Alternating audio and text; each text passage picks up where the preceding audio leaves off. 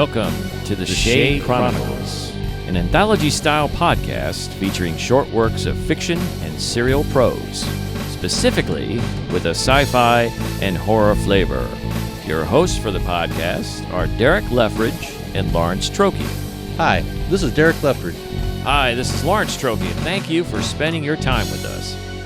Let's get started with our first story.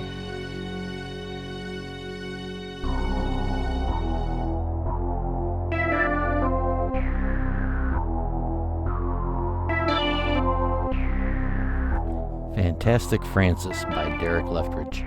77-year-old Francis is sitting at the kitchen table dealing with being tired from being 77. He spends most days sleeping, listening to audiobooks, or sitting at the kitchen table staring at the wall. Since it is winter and everything wants to have a warm place to get away from the frigid cold, he spends time also hunting the occasional mouse, or as of recently, mice. This year has been extremely busy with the rodents in the home. So much so that Francis has put an order in Amazon for nearly a dozen traps. Needless to say, this would be an extremely boring life for most people, but Francis is okay with it. He's been living alone for 16 years now and is visited by a family member every other week. They would do a few crossword puzzles, go to the store if needed, or just sit and talk about movies, television, or whatever. Other than these visits, Francis spends most days and nights alone with his thoughts, memories, and mouse roommates. The type of home Francis lives in is a shotgun-style city home where you enter the front door through the living room, to the bedroom, to the kitchen, to the back porch, and out the back door. So it is a straight shot from front to back, so you could shoot a shotgun through the entire home, front to back, without hitting any obstacles.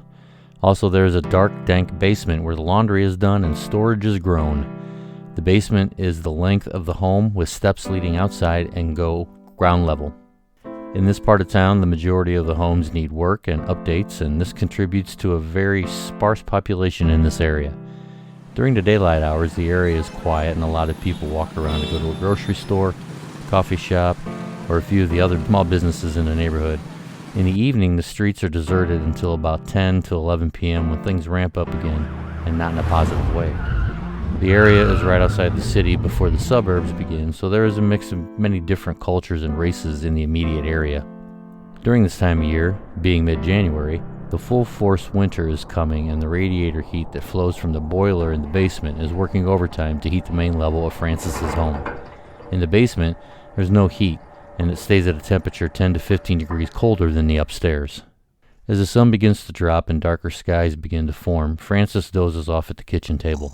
After about 10 minutes, he begins to snore, and at the same time, the house rumbles and causes him to stir awake. With his head resting on his arms on the table, his eyes are wide open, and he listens to make sure he heard what he did and that it was not part of a dream. Another louder rumble happens, and the kitchen abruptly shakes. A few things fall to the floor. Francis sits up straight, begins to push away from the table with the intent to get off the chair and get away from what is going on in the kitchen. With weak and wobbly legs, Francis begins to attempt to get balance and stand. On a third try, Francis gets to a standing position between the chair and the table, but quickly has to lean forward and put his hands on the table because the floor under him vibrates and shakes, causing more things in the kitchen to begin to fall and crash to the floor. Before this can be completely registered with him, the floor under his feet sags and makes a loud cracking sound. Struggling to balance himself, Francis begins to spread his feet apart with the plan to move to the left and get away from the part of the floor he is standing on as it shifts and sags. With fear and astonishment, Francis reaches for his cell phone on the table. As he extends his old knees and gets 2 fingers on the phone, the floor disappears below him and he descends into the hole it has left down into the basement. With a slapping thud as he lands on the floor below, he quickly tries to breathe but has lost all breath. Closing his eyes and willing himself to move, which is a big failure, he does manage to get a half lung of full air. Then, lying on his back, he takes more gulps until his breath is normal. While squinting and trying to clear his vision while looking up through the hole he just fell through, Francis begins to figure out his situation and condition. The quick reality is that he cannot feel his left side from his hip to his foot. His right elbow is in excruciating pain, and his shoulder blades are also hurting. Luckily, he did not hit his head, but he still can't get up off the cold basement concrete floor at this time. Looking down at his feet, he is lying about 3 feet from the basement door to the back of the home, but at this time cannot move. Looking to the left, he can see many boxes stacked up to the top of the basement ceiling, and to his left are shelves along the stone wall with various sized books in different sized boxes. He shifts the best he can and tries to get into a sitting position, but cannot stand the pain, so he lays his head on the floor and looks up through the hole, blinks, and sees something possibly helpful to his situation. Teetering on the edge of the hole in the floor he fell through is his cell phone. Francis bends his right knee so his foot is flat on the floor and tries to stomp to cause the phone to fall so he can get to it and call for help. This does not work, but as soon as he realizes this and stops, the gray mouse appears beside the phone by the edge of the hole above him. Francis smirks at the irony because he's been trying to kill this mouse for weeks with traps and peanut butter. Now Mr. Gray Mouse is looking down at him as he lies in the precarious situation as he has been working to get the mouse in the same position for a while now. The mouse crawls closer to the cell phone, and Francis gets a bit of hope in that maybe the mouse will knock the phone down to him, but then disappears from the edge of the hole. Francis softly says, "Mr. Mouse, come back." Nothing happens. At this time, Francis hears a loud rustling to his right in the direction of the storage boxes, and he quickly looks in that direction. The rustling sound happens again, and a box in the stack makes a shifting sound and falls to the floor, spilling its contents of glasses onto the floor. Some break, and Francis quickly closes his eyes and turns away from the crashing glass. There is silence, then Francis feels something land on his stomach. Startled, he looks and sees his cell phone and Mr. Mouse on his stomach area. After a pause, he tries as quickly as he can to move his right hand towards the phone. The mouse gets on top of the phone and looks towards Francis's face, and at that moment something large comes from the right side of the dark basement and knocks the mouse off his stomach and to the left, and a loud crash follows this by the left side by the shelves. Confused, but with enough forethought, Francis starts to search his stomach area for his cell phone, and then he hears a metal creaking from his left that becomes louder. Suddenly, one of the metal shelving units crashes down onto his waist and legs, pinning him to the floor and immobilizing his left and right leg. Francis loses his breath when the shelving falls onto him, but he cannot wallow in this for long because he sees that his cell phone is about a foot from his right elbow in a sea of glass shards. He tries to adjust his weight to his right side and slowly reaches for the phone and feels the sharp glass which is cutting him at points. But before he can reach the cell phone, he sees it. The blurry thing that shot from right to left and into the shelving is back on the right side of the basement. It has red eyes and is looking right at him. Not that he has seen any in the wild, but only on television. It looks like a rat, but bigger, much bigger, with long legs and thick haunches. In this dim light, he sees claws an inch long on its front feet. Its left paw or foot slowly rests on his cell phone, and without breaking its gaze, it slowly moves it away from Francis. In its mouth is the bottom half of Mr. Gray Mouse, and the sound of dripping and gurgling can be heard. The rat creature whips its long hairless tail with bones showing in spots onto the floor by the glass shards with a wet slap sound, and pulls the remains of the mouse into its mouth with its tongue, and continues to stare through Francis, and at this point is revealing an enormous bloody razor-sharp toothy grin. Then in one fluid movement it sits back and then jumps towards Francis's face. Francis quickly turns his head to the left, yells "fuck," and brings his right hand up to his face to defend against the rat creature. The creature arrives on Francis' mid-forearm with a big clamp of its sharp, oily teeth into his shirt sleeve and quickly into his flesh and deep to the bone, and Francis howls in pain. As his body takes over and reacts to this attack, he quickly whips his arm to the left and manages to use the creature's momentum to swing its long, black body into the area where the shelves fell from. In doing so, Francis was rewarded with a chunk of his sleeve and forearm ripped from his arm. He yells aloud again, and another F-bomb, or 3. So to recap, Francis is on his back, on a cold concrete floor with his left side paralyzed basically. A metal shelving unit has crashed down onto his legs, pinning them down, and now his right arm is missing a chunk of flesh. Oh, and he has fallen through his kitchen floor to the basement and seen half of his adversary eaten by a large deformed rat. Francis brings his right arm into view, sees the blood dripping off the wound and heavily onto his chest, and just sighs. Still not giving up, Francis extends his arm and fingers in excruciating pain and gets a hold of his cell phone and brings it towards his body. At this same time, something heavy lands on his stomach and pelvic area. He looks quickly and sees that it is the rat creature. The rat starts to stalk toward him and raises his claw-filled foot above its head, holds it there, and then tilts its head to the left seems to smile a slobbery, toothy grin and begins to sit back, and the next part is, it's going to jump. But before Francis can react, something pulls the rat creature backward into the darkness by Francis's feet. He can feel movement and can hear scratching sounds on the shelving, along with squeaks and hisses. The basement seems to fill with this sound, and as Francis closes his eyes to accept the noise will not end, it abruptly stops. Excruciating silence can be felt as Francis listens and stares up at the hole in the floor, and can see that the kitchen is darker, so it is evening now. Even though he doesn't leave the house, Francis knows at night the neighborhood gets active with roamers and other live city sounds. No matter, because all is dead quiet in this basement, and any small amount of light has gone away. Francis begins to hear a rustling down by his feet. He looks down at the shelving on his legs, and the darkness past it, and he can see multiple little pinhole lights, and they begin to get bigger as they get closer to him. A questionable F-bomb falls from his lips at this time. As this unnerving sight increases, Francis begins to feel movement from his shins moving up to his waist, and does all he can to move from under the shelving and away from what he realizes the multiple lights are their eyes. He can feel multiple movement all over his legs and abdomen area. Straining to focus in the dark, Francis sees what is now moving onto his stomach area. It must be more than a dozen mice. As soon as the mice crawl up close to Francis's shirt collar, they all disappear into his clothing and begin to move to his back area. The crazy crawling feeling caused Francis to shiver in fear, and then it stops.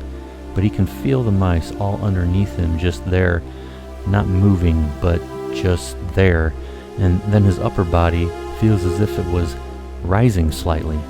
In unison, the mice begin to move to the shoulder area of Francis, and the group all together causes Francis' entire body to slide out from under the shelving and across the floor slowly but successfully. Once he was clear of the large hole above from the kitchen floor and next to his cell phone, the mice crawl out from under his shirt and disappear into the darkness of the basement.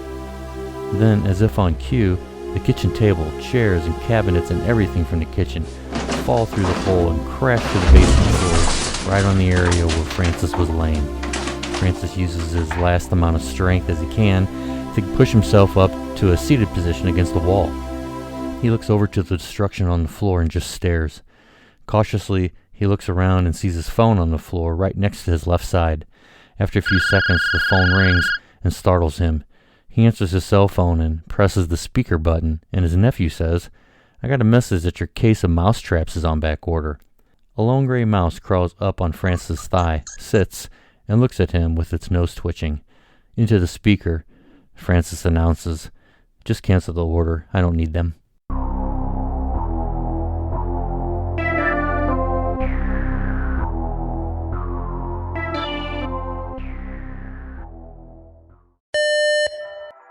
Attention Shade Chronicle podcast listeners.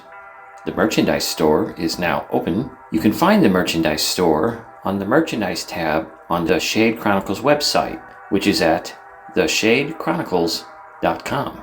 Find premium t-shirts, hoodies, tank tops, travel mugs, ball caps, and more at the Shade Chronicles podcast merchandise store. We now resume your regular programming.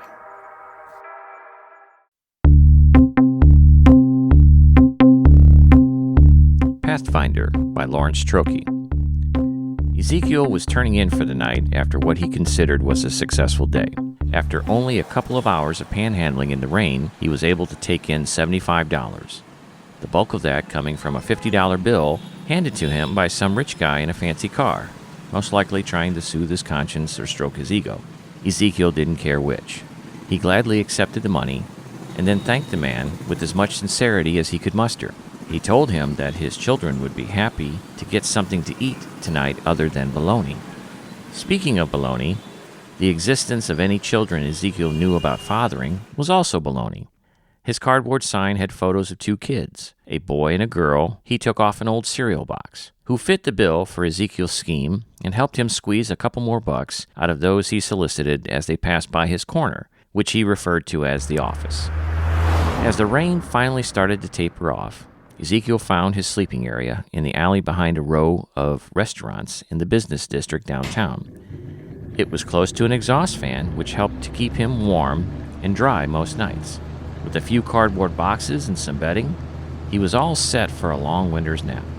A bottle of tequila and a steaming hot carton of chicken fried rice would be a fitting reward to celebrate his windfall. He was about a third of the way through the tequila and halfway through the food when he noticed something across the alley that made him pause his celebration. It was a sparkle or tiny flash catching his eye on the brick wall directly across from his position. It danced on the wall in an erratic pattern, disappearing and reappearing at first, then more prominent and bright. Ezekiel rubbed his eyes, trying to clear them and to be sure about what he was seeing.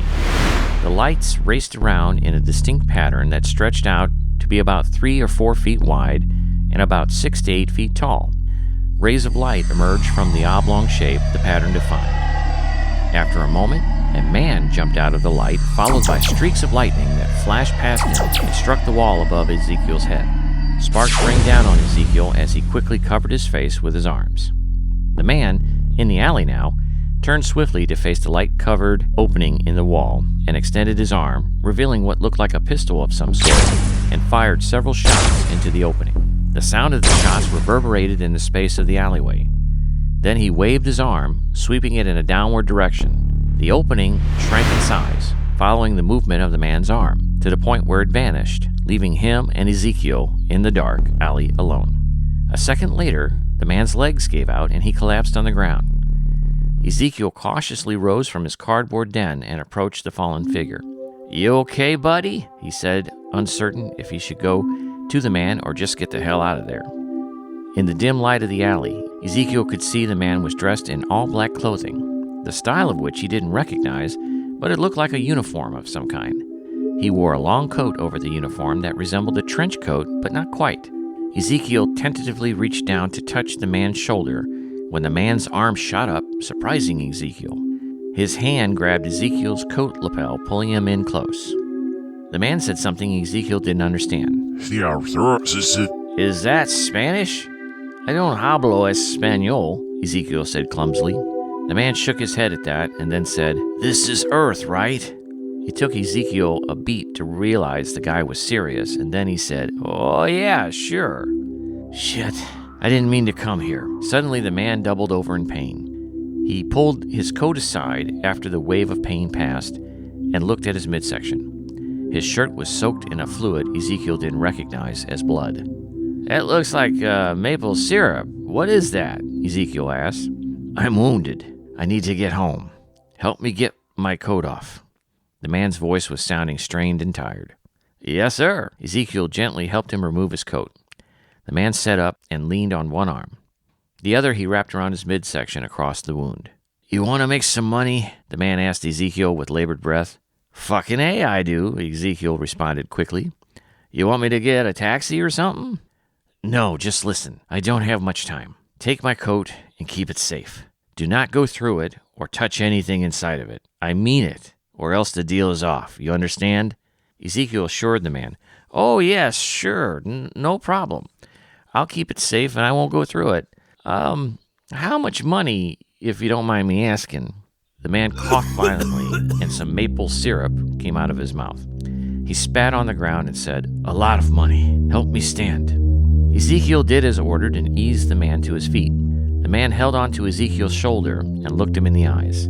Ezekiel realized the man didn't have any pupils, which freaked him out, but the promise of a big cash haul kept him from bolting. "I will be back as soon as I'm able. Keep the coat safe and don't tell anyone about it. I would take it with me, but I can't protect it while I'm healing." He paused for a minute as a wave of pain passed over him. Then he continued, "Until I return, it would be best if you stayed hidden and away from other people as well." Then the man reached out his other hand, and Ezekiel saw a thick bracelet around his wrist. He thought it looked like it was glowing. Why should I hide? Is there something wrong with the coat?" Ezekiel was starting to get concerned about the deal he had just signed up for. If this job was going to be dangerous, he wasn't sure if he wanted it after all. The man ignored him and focused on his task. Another opening formed in the brick wall nearby, surrounded by dancing sparks and rays of light. The man let go of Ezekiel's shoulder and stumbled through the opening. Then the opening closed and Ezekiel was alone. He took a moment to try to process everything that just happened. After a moment or two, he decided it was a wasted effort and then turned his attention to the coat. It was made of a fine material and felt expensive. He then held the stranger's coat out in front of him to get a good look at it. Simultaneously, he heard the chirp of a police siren and saw the flash of a searchlight as the police cruiser pulled into the entranceway of the alley.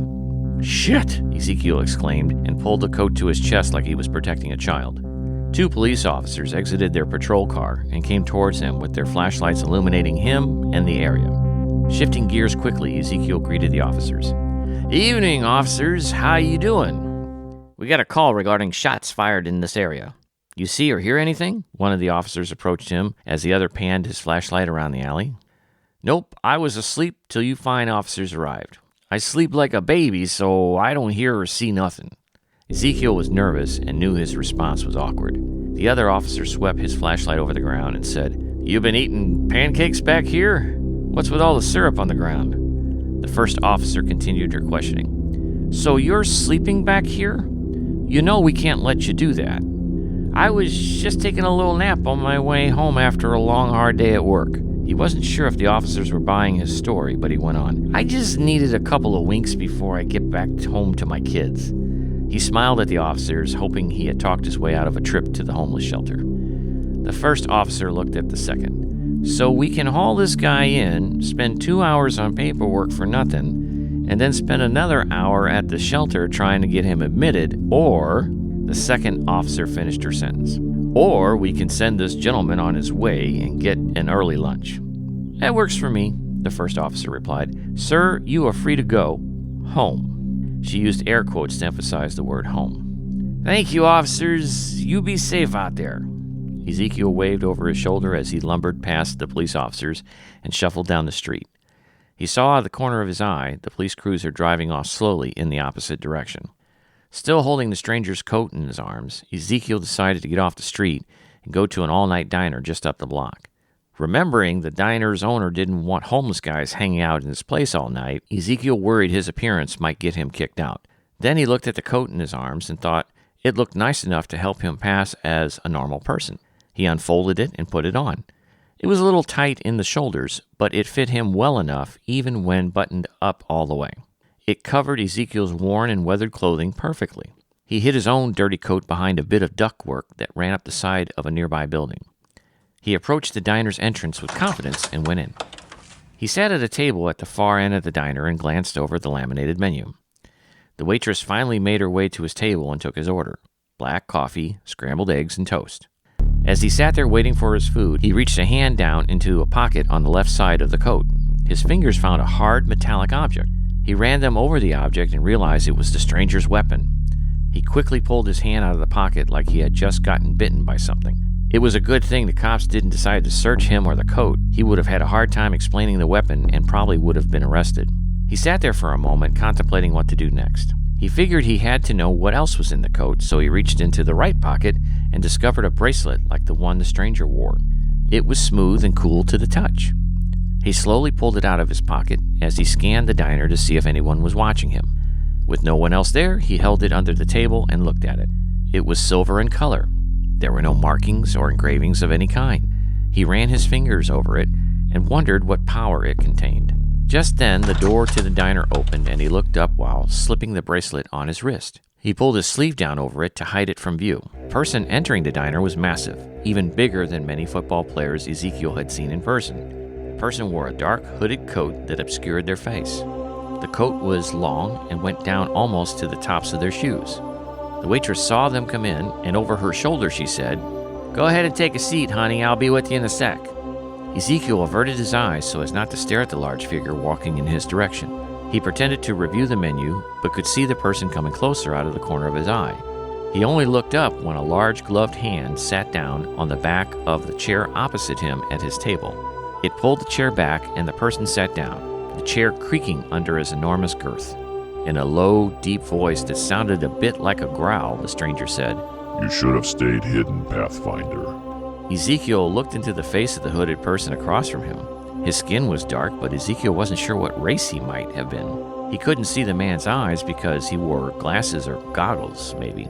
It was hard to tell with the hood obscuring most of his face.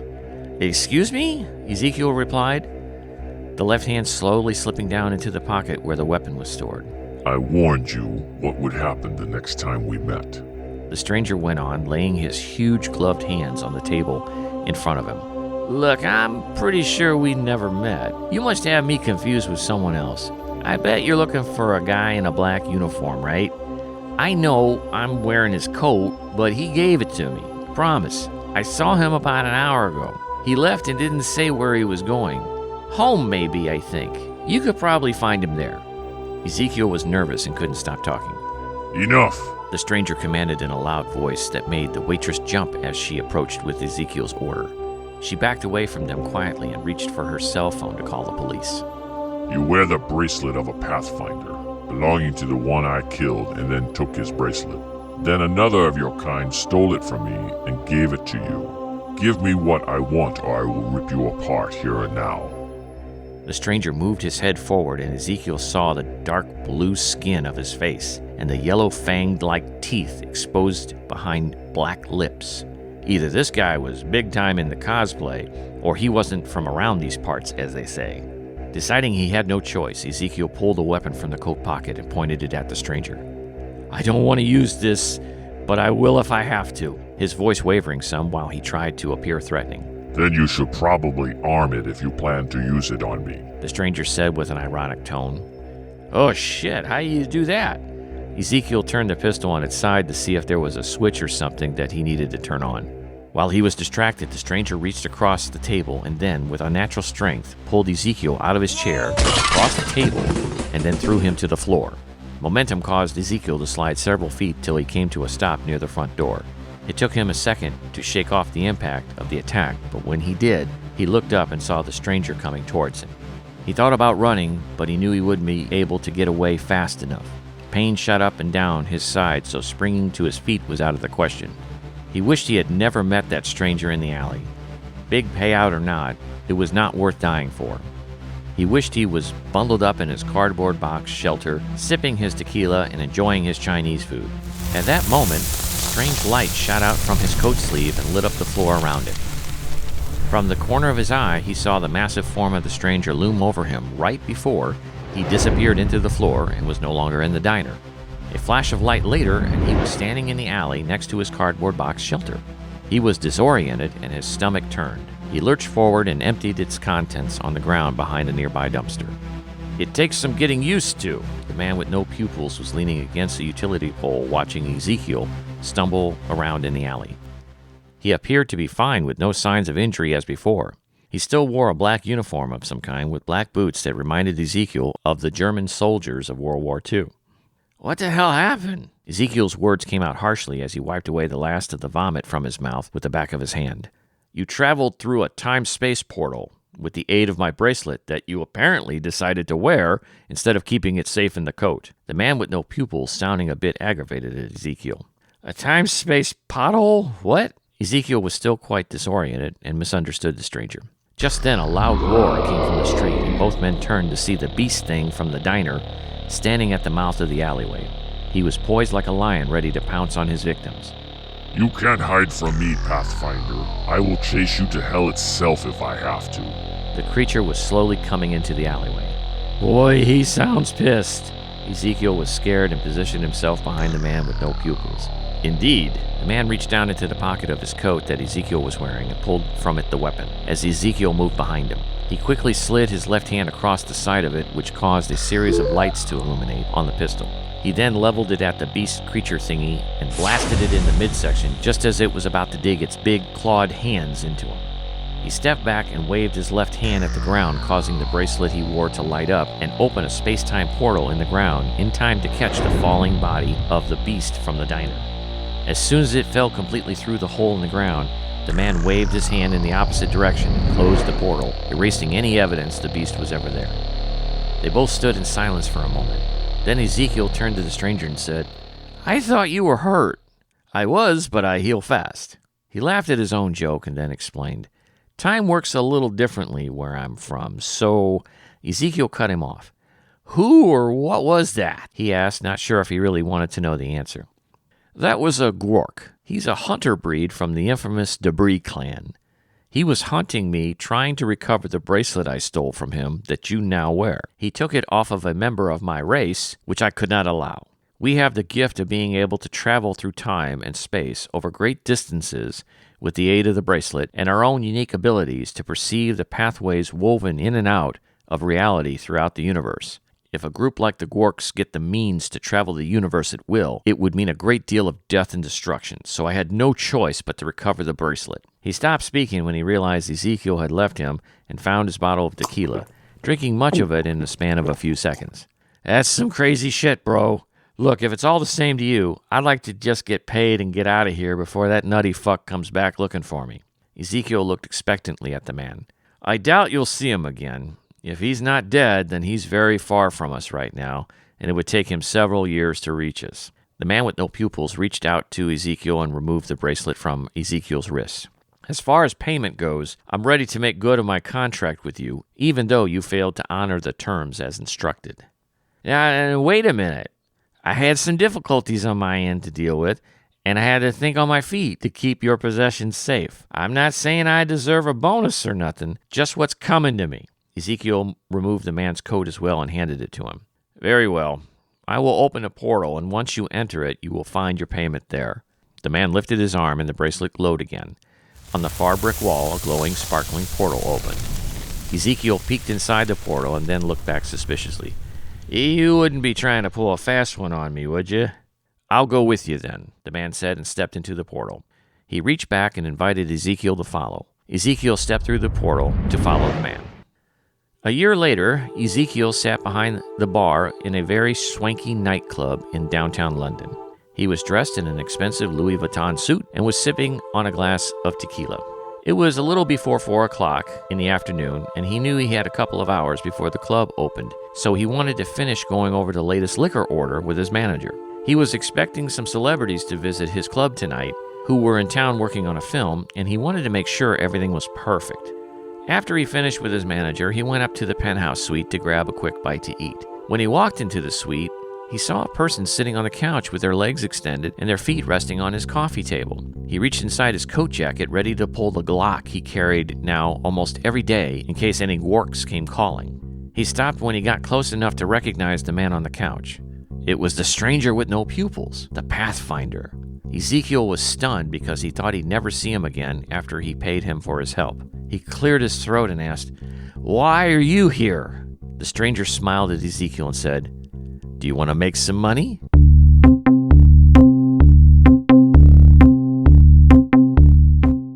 And welcome back to the Shade Chronicles. This is Season 2. We're glad to be back, glad to be doing some more stories for you, and we hope you enjoyed them. These first two of this season. The first one we're going to talk about is Pathfinder, that Lawrence was reading and wrote. And I just want to say that Ezekiel is one of my favorite panhandlers now. Great. I appreciate that. Yeah, so the interesting thing about Pathfinder, this is a character I came up with as a teenager, and he was meant to be a comic book character. I even have a drawing of him stashed somewhere in one of my boxes, and he's like typical 80s, looking kind of guy. Long hair, kind of a mullet kind of thing. He's got sunglasses on. He's smoking a cigarette. He's wearing blue jean everything, kind of like I was back then. So this story originally, was going to be about the guy, the Pathfinder. Mm-hmm. But then I had this idea, and so it was kind of interesting that I wrote a story that was about a character I came up with, but he's not really in it. He's in the beginning of it and at the end of it, but not really in it. So it's more about Ezekiel, like you said, yeah. The panhandler, the homeless guy. So that said, all the concepts that I had about the character being able to travel through time and space and finding the pathways through the universe, that kind of stuff, still came forward from the original idea.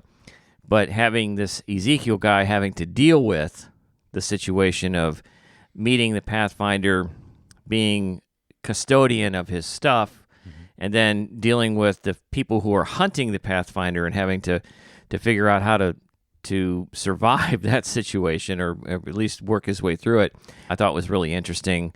So that's kind of the inspiration, the explanation of where he came from and all that. Yeah, I really liked it. It was a fun ride. Very funny ending. I like the ending. Our sound effects guy needs to get a raise, I feel, because there was a lot of that in there. It really helped the story. The audio and everything on these episodes they just get better and better each time. And I'm going to call this one a mistaken identity sci-fi story, because that's what it kind of felt like to me. One last thing on this one. So what is the reasoning, or what is the thing that you like most about sci-fi stories? Well, I've always been drawn to sci-fi, probably ever since I fell in love with Star Wars as a kid. It came out 1977. I'm like 8 years old. There was no way I wasn't going to be a fan of that. So that was kind of the thing that drew me into sci-fi. Then I got into, Star Trek and some auxiliary things that are kind of running alongside of those at the time. And Battlestar Galactica, great too. Came out, a year or two later after Star Wars. So definitely hooked me at that point. So always been a big fan of sci-fi. These stories that I've been telling have the sci-fi flavor. They have, sci-fi things about them. I mean, I haven't written anything like a Star Wars or a Battlestar Galactica where it's a full-on, immersed into a different world of aliens and space battles and that kind of thing. You haven't yet. Exactly. So kind of dipping my toes in with some of these things, but I'm having a good time. In Pathfinder, I loved coming up with the little laser sounds and, the explosions and the alien and that kind of thing. So, yeah, you're right. I'm probably heading in that direction. It was great. It was a great story. Thank you so much. You're welcome. So also in episode 1 of season 2 was Fantastic Francis. And this one, again, just kind of hit me square where I live because I knew the inspiration for this story without you even telling me. Certainly that goes back to our childhood together and the people in our lives at that time, especially your grandparents and your uncle, the grandparents' house and your uncle who lived there, that kind of thing. So tell us a little bit more about what made you come up with this. Right. Well, as you said, we grew up together and we spent a lot of time in that house together, watching movies either with my uncle or watching them on our own, just exploring the entire house and the neighborhood and things like that. My uncle lives in that house, and I was mentioning to him that, the stories, we always talk about stories and Stephen King and stuff like that. So I wanted to do one that kind of had him as a character in it, kind of a thing to him, and I didn't treat him very well, but I did bring him in there, and some of those things are, things that have happened in the situation, obviously not going through the floor, but, things to do with just he lives there alone, and then as far as mice, there are mice at times, that's going to happen anywhere, things like that, and just going through the eeriness of the story. And I wanted to kind of make a monster story at this point, so that's where the idea of the rat came from, and then the, spoiler alert, the mice being the heroes. Yeah, no, I love that part about it. I think that's great that, he's trying to get rid of the mice at the beginning, and, he's ordering traps online and all these things, and they end up saving his life, and he realizes that's the beauty of it at the end, that he realizes it and it's like, you know what, no, these guys are cool, they're gonna hang with me, I'm cool with that, they just saved my life, so let's keep them around. Yep, that's how I wanted it to be. And I'll never say if he ever got out of the basement, but he was saved from whatever that rat creature was, and he could still be in the basement. I don't know, but I'll let you know when I do find out. There you go. Well, that wraps up the commentary on episode 1 of season 2. And now we're going to listen to a sneak peek for episode 2 of season 2 coming up right now. Next time on the Shade Chronicles. The second before Julie quickly enters the lake, she can hear the cheers and yelling of support from her friends. As she goes under, the sounds quickly become muffled and the whoosh of the lake water fills her ears. Then she abruptly stops descending and feels pain as her thighs slam into something hard. Taking a quick inventory under the water, but still close enough to the surface to have some light, she realizes she has hit something. Or more specifically, she slid right into the back window, legs first, of a 1973 Buick Century Luxus. and she is now leaning over onto the roof as her right leg is stuck to the jagged edge of the car's back window. He didn't notice the figure approaching him from behind. He didn't hear the footsteps in the wet grass or notice the presence of another person nearby. His focus was solely on the photo of Lizzie embedded in the stone of her grave marker. He nearly jumped when the stranger said softly, "She is a lovely girl. The photo is very flattering." "Do I know you?" Ted asked, trying to figure out why this person approached him here in the cemetery. No, sir, you do not. I do know you, though, and I am terribly sorry for your loss. Elizabeth was a wonderful person, and her life was so unfairly cut short. It is tragic. What if I told you I know who the killer is?" Thanks again for listening to the Shade Chronicles. For comments or inquiries, you can contact us at shadechron@gmail.com. That's SHADECHRON@gmail.com. Visit us on Facebook, Twitter, and Instagram. You can also get more information at theshadechronicles.com. The Shade Chronicles podcast is the creative property of Derek Leffridge and Lawrence Trokey. Stories in this podcast were the sole creation of Derek Leffridge and Lawrence Trokey, respectively. Any attempt to replay for broadcast or distribution portions of any episode of the Shade Chronicles without the prior written consent from the creators and/or significant compensation is strictly prohibited. Shame on you for even thinking about it in the first place. Thanks again for listening. Tune in next time for another episode of the Shade Chronicles.